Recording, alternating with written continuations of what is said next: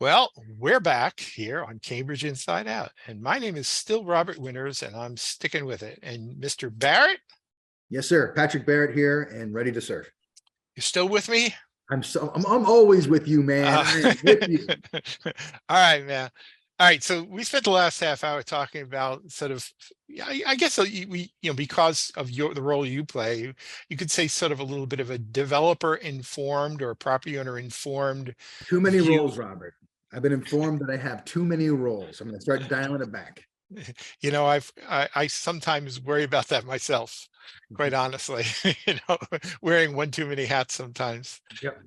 But one of the hats that I guess I've worn for a long time is that I'm often seen as the person who knows a fair amount about the Cambridge City Charter. I will even tell you, if I've never told you the story before, but one time I was at City Hall outside of a city council meeting, and a city councilor at the time was going up to a department head, basically to lean on him to sort of hire somebody or make sure he did something, which is a complete violation of the charter. And that city councilor just laughed, pointed and says, "Let's go move over here. He knows too much about the charter." Charter.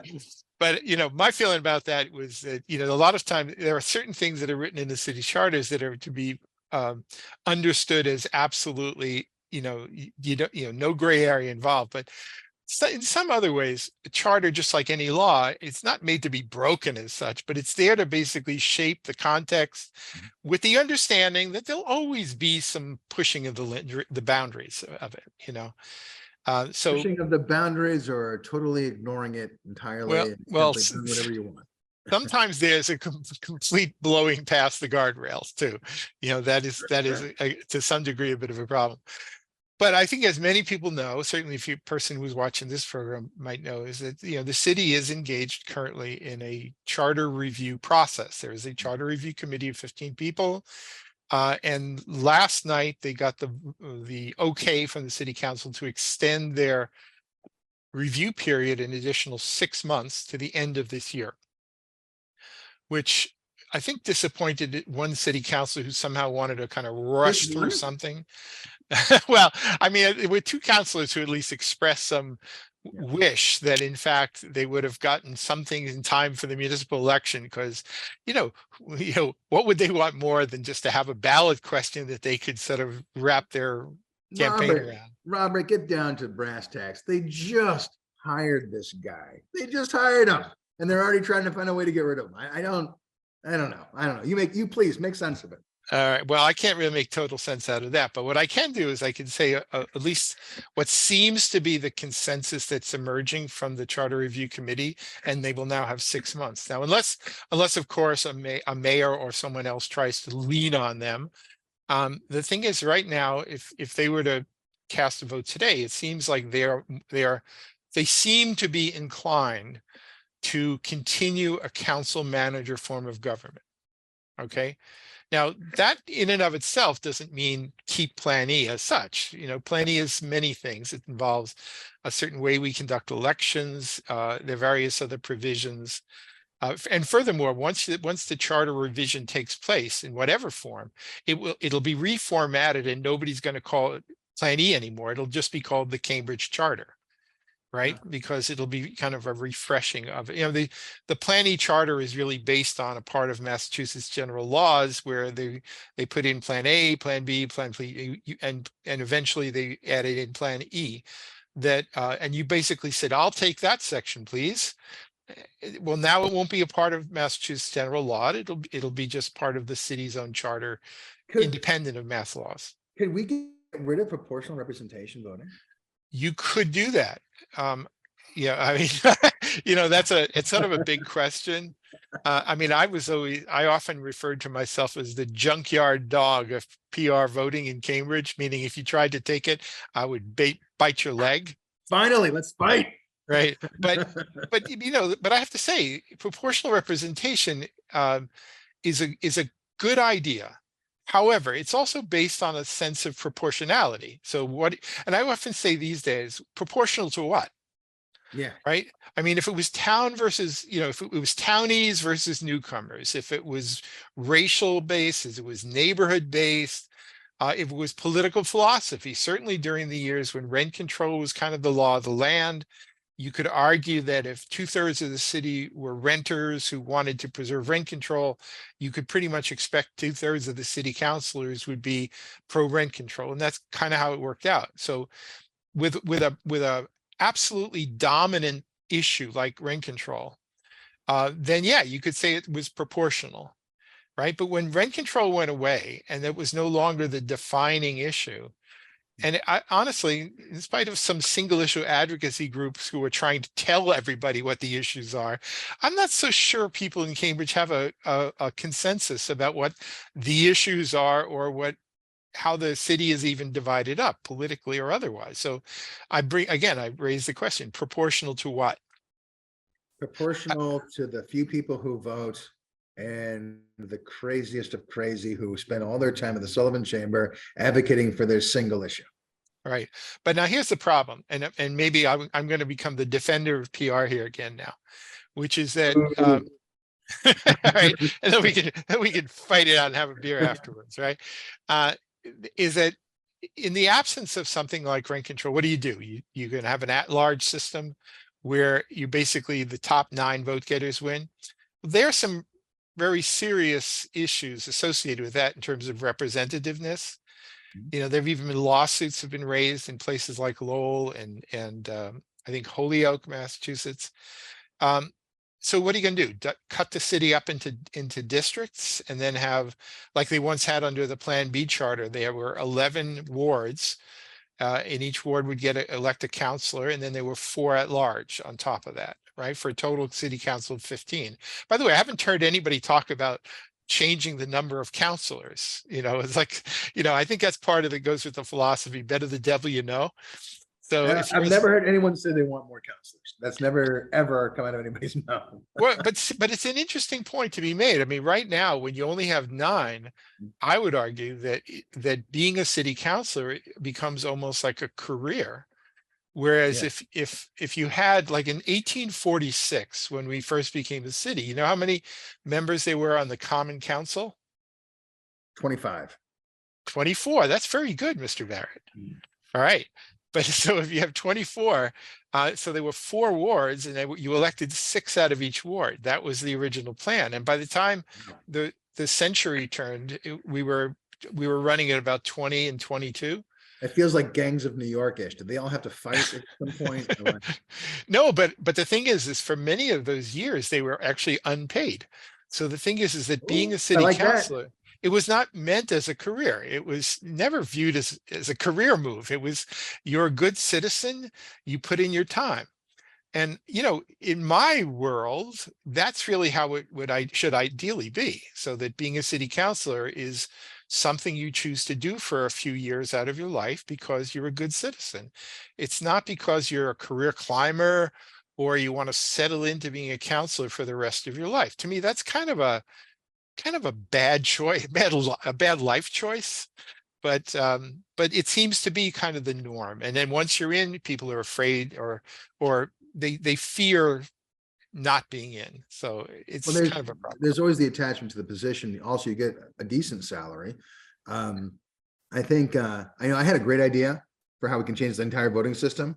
You make it like jury duty. Every 2 years, it goes out to random people in the city.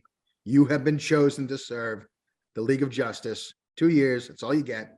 Mr. Barrett, the reason why I'm going to endorse that proposal is that was identical to an idea I had, which is that you basically draft the city council, right? There'll be some provisions for saying, well, I'm sorry, I need to get out of jury duty here. This is no good. Absolutely. You say you can decline, it goes to the next guy, but has anyone talked about term limits for counselors? Okay, so it has come up. But remember, the process as it is right now in charter review is that the charter review committee makes recommendations, which next go to the city council, and then the city council considers them or could change them or make up their own. And then there's a review of it from the Attorney General's office. There may be a requirement also of going to the state legislature, if there's a substantive enough change, as opposed to just, changing the pronouns and stuff like that. And then it would have to go to the voters. So right? it's kind of like a zoning ordinance where like when it goes to the council, they can do whatever they want to it. Ultimately, that's kind of right. And Oh, I maybe hate that's a that. good thing because, I don't think this charter review committee was necessarily chosen as a committee of experts. But then again, the council is not a committee of experts either, and they are. The council's self-interested, right? Well, I was about to say that in the legal term, they are an interested party. Yeah. So, for example, would they want to extend term limits because it's completely self-serving? The answer is sure, they might want to consider doing that. Yeah. I think and then it becomes sort of a responsibility of the citizenry to say, excuse me, don't you think that's just a little ridiculous? I mean, Right. and when people talk about the need for more accountability, what could be less accountable than simply to not run for reelection nearly as much? Right. All right. Now, I'm just going to read off here. This is, I mean, I have chimed in at the committee meetings, just as an outsider, and I write about it here and there. And, and I think I've mentioned that John Pitkin and I and a couple others have been involved in putting together a history of the Cambridge charters, which hopefully we'll have that available for the public very soon. But here are just a few of the things that I've said at the committee meetings, and which I really have rather strong feelings about. One is that whatever they do, whatever the committee recommends, whatever the city council chooses to do, they should first follow the Hippocratic Oath. First, do no harm. Mm. Right. The thing is that if there are positive aspects of the way the government is constructed now, with a well-managed, at least I think it's a well-managed city, generally speaking. Maybe there are things that need some improvement, but don't screw up the good stuff, right? I personally, I think it would be a tremendous mistake if they were to extend their city council terms. Some people have floated the notion of term limits. I've never believed in term limits. I just think city councilors, just Why? as well, because I think city councilors, first off, should make those decisions themselves. And the other thing is that I think sometimes when you lose institutional memory, you end up being thrown to the wolves, and so there's benefits of having at least some percentage of the elected officials having been around for a while, I you know. I love it when we disagree because I think it happens too infrequently, and I like to fight people. But I think I want term limits. I'm tired of career politicians in our city. I do think there's very few exceptions to this rule. I can think of someone like Denise Simmons, who I have the utmost respect for. I would make her a strong mayor right now. But I think I just instinctively think that having people there long for extended periods of time, there's no good service to the city. That institutional memory doesn't go away just because they do. Councilors don't really have an immense amount of power. So to my mind, I think it's just, I don't know. It seems like it shuts off the voters a little bit if you have, the same 9 people every Well, decade. I don't disagree with you. It's just a question of whether that should be made part of a charter or not. I think there's a difference between theory and practice, law and practice, right? So to me, if you're a city councilor currently, and you think that your sole reason for living is to be a councilor forever, I think you should take a good look in the mirror and think hard about that, because there are other things to be done. I mean, even Kathy Bourne, who is currently the chair of the Charter Review Committee, when she did I think it was 4 terms, she Mhm. said, okay, I've done my part, I'm done. And she moved on, and she came back, and she's been the chair of the Cambridge Redevelopment Authority. She still is a practicing architect. So to But me, I being love that though. So and that's people. Those are people that have integrity. I mean, yeah, there's other counselors who've done the same. Nadeem and I didn't agree on the time of day, and still don't. But he said he was in there for 2, and he left. I mean, yeah, so I think right. he definitely could have won re-election. So I think That's exactly right. Yeah. So again, I agree with you in that it is not a good thing for counselors to stay there forever. The only disagreement is I don't necessarily feel that should be part of a charter, Hmm. right? As a sort of a mandatory requirement to be okay. booted out. Okay. Now, there are a few other things, things that, I haven't even brought up in front of this committee at all, but I think I'm just going to float them. One is that they haven't gotten yet to really talking about the specifics of elections. So this is a very small matter, but the thing is that right now, the way we do our proportional representation elections, there's actually a little bit of random element in it, in that if you were to shuffle the ballots, you actually can get slightly different results. And I think that is something that's easily remedied. But the problem is we are restricted by our current charter to the way it was in 1938. And there's a very simple fix. And I hope and assume that this charter review committee will at some point allow the election commission just that little bit of extra flexibility to modify some of the methods to make that improvement. I wouldn't want to be prescriptive to say you must do it exactly this way, but to allow that flexibility. Yes, Mr. Barrett. I have a question, Professor. Has anyone talked about city councilor aides? They have not. Ooh. But I think I know where you're going with this, because one of the provisions of the current planning charter, which I hope is preserved, is a strict non-interference clause that basically makes direct interference by city councilors who going past the city manager to lean on department heads, either to hire people, fire people, or otherwise basically sort of badger that way, is it's prohibited, and it's a felony. And not only could you get jail time and a fine, but you also would be prohibited from serving in that role for life. Okay, so then, in 1938, when this was drafted, it was not, they weren't fooling around. And there's a long history. You can even see the beginnings of this from even the late 1800s, where the concern about that level of sort of, badgering and political patronage was a big concern. And it's the modern world. Do you really think it wouldn't happen again? It would most certainly happen again without provisions like that. Well, But city council aides currently are not specifically disallowed. But if you're working exclusively for a councilor, you must abide by the same rules that the councilors must abide by. But that's not there now. So I think that's exactly where I was going with it. And a lot of the times we see city council aides in particular do some campaigning, they do some direct contact with city staff. And it's really kind of a go around in a way that I think it was never intended to be like that. And, most counselors are pretty disciplined.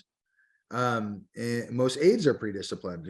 I can think of like Allie and the great Will Durbin and others who just do their job, but there are others who don't. And I think that without a rule set in place to prohibit that, you're really it flies in the face of the charter and the rules and decorum. And there's always going to be that one bad kid in the class who tries to find that loophole. Usually that's my job. But I'm not a city councilor. Right. But anyway, I think we're in agreement about that there would be value in that. But, that may fall into the category of esoterica that somehow the Charter Review Committee doesn't even want to talk about. And then once it goes to the city council, they probably certainly don't want to talk about it because they want to have that. I think some of them might like that ability to go around the manager. And some actively like it. Yeah. Exactly. Now, another thing, just sort of a general category that I think needs some attention is that, there's a feeling that you when whether it's the Garden Street road reconfigurations, some of the North Mass Ave reconfigurations, or some various other things, there seems to be a lot of people around the city these days on whatever the issue is, who are basically, you keep hearing them say, they're not listening to us. We're not being heard. Okay. Yeah.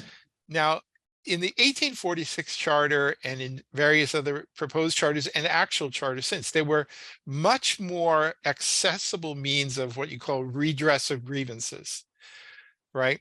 Right now, there's almost none. Right. I mean, you could get 15% of the registered voters and put a ballot question on to kind of force an issue. But it's actually, under the current chart, it's very, very difficult to be heard, other than to basically go begging your city councilors and hope you can get 5. Right. But if you disagree with them, what can you say? I mean, I often point to this example lately of It was like close to 1,000 people were signing on to a petition for something, and it went to the city council as a communication, and the result was it was placed on file. In other words, nothing, right? Now, this doesn't mean, I'm not trying to Well, suggest that the councilors weren't listening at all, but right. there's no beef there. You need a little bit more. In some of the I, previous charters, that you could actually say, okay, if you have X number of signatures, you can force the city council to, you can actually question an ordinance that is passed. I There think are means of doing this. there's a merit to that. I wonder, like in the land of super citizenry that is Cambridge, right now you have the camps of people who are like, we're talking about Garden Street, you're talking about bicycles, you're talking about bicycles versus the car people versus the people in between.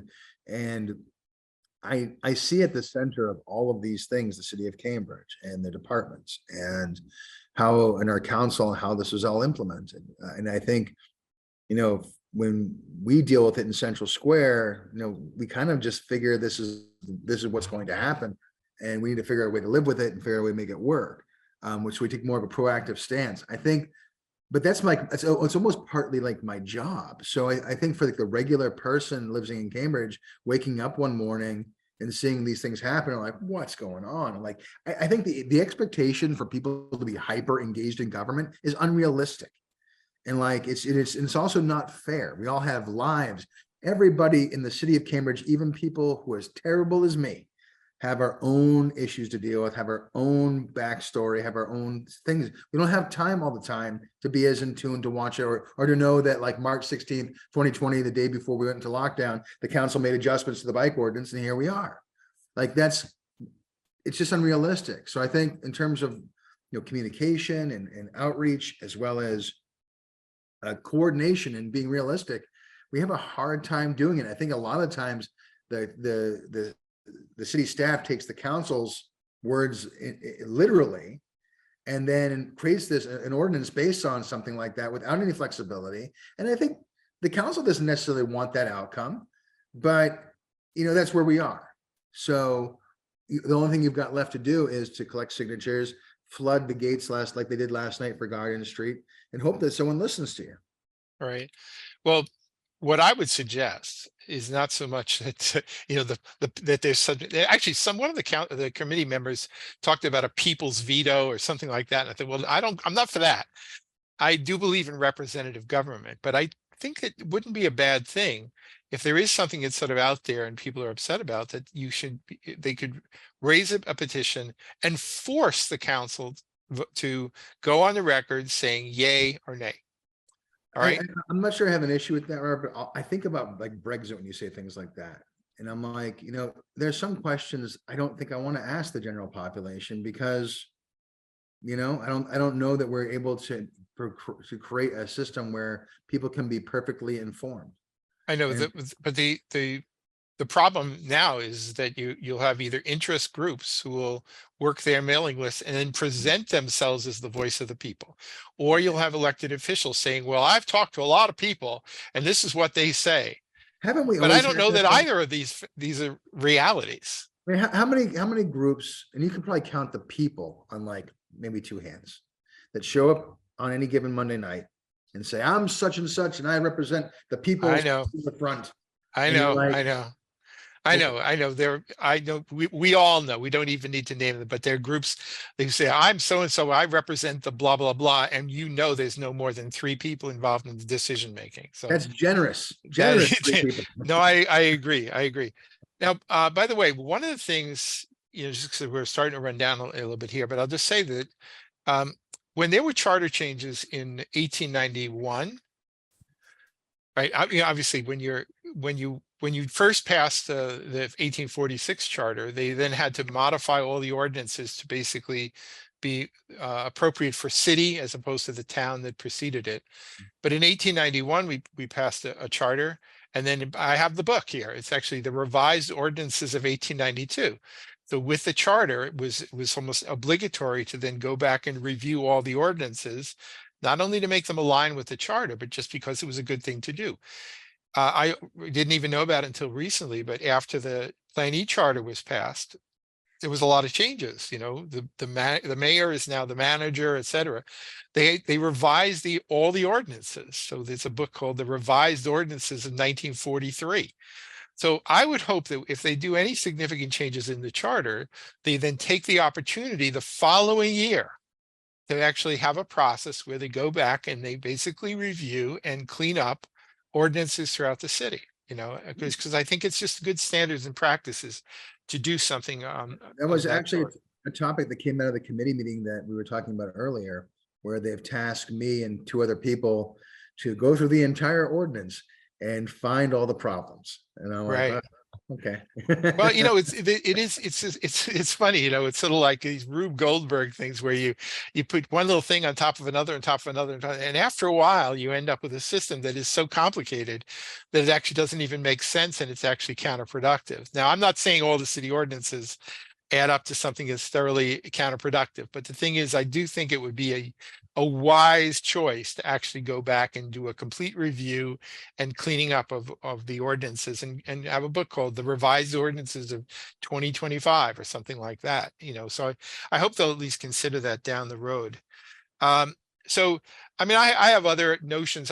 There was actually, you're going to be horrified by my saying that, but Nice. even Mr. Zondervan at the city, when they were having their special meeting talking about charter review, floated this notion about having a large group of citizens sort of be sort of almost, I forget what term he used, but sort of like a people's congress or something like that. I actually am warming up to this idea of having this sort of ancillary body of people that has no power as such, other than the power to propose to the city council. So they would actually bat around a lot of ideas, come forward with ideas, and then basically have the city council then say, okay, Ah, advisory group, yeah, So, let's so, so consider. when did you and Quentin become best friends, sir? Believe me, we're I not. leave, I leave the show for But a on, couple of weeks and all of a sudden you and Quentin, but right? on that note, we have to say goodbye tonight for another edition of Cambridge Inside Out. Adios.